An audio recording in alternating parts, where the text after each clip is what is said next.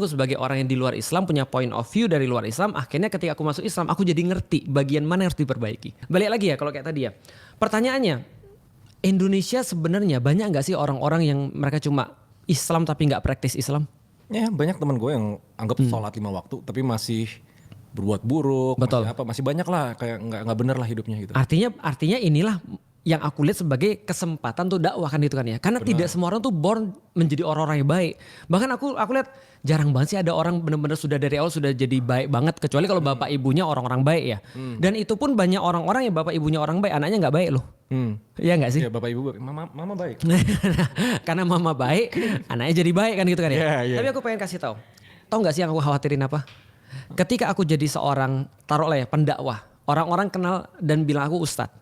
Anak-anakku ngelihat aku sebagai seorang ustadz misalnya ya, tapi dia nggak suka dengan kelakuan aku.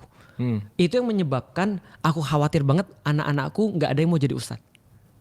Ngerti. Karena kebanyakan para pemuka agama, anak-anaknya nggak ada yang mau jadi pemuka agama karena sebel sama bapaknya. Karena sebelah sama bapaknya, bukan sebelah sama agamanya kan? Betul. Karena sebelah sama bapaknya jadi sebelah sama agamanya. Karena dia nggak mau jadi dia bilangin kalau lihat bapaknya ninggalin keluarga terus nggak pernah ngobrol misalnya atau nggak pernah ngasih hak kepada anak-anaknya segala macam, itu membuat dia sebel sama orang dan sebel sama agamanya.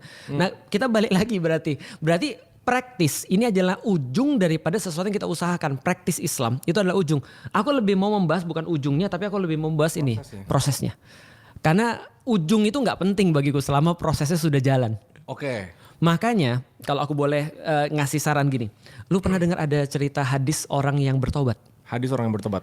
Ada orang bunuh 99 orang. Mau tobat. Membunuh nih. Bayangin nih killernya 99 nih. Ini udah keren banget nih. Dia mau tobat. Dia nemuin satu pemuka agama.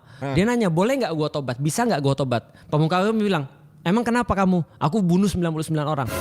Lalu kemudian pemuka banyak banget. Gila mana mungkin Tuhan nerima tobat lu. Dibunuh juga tuh.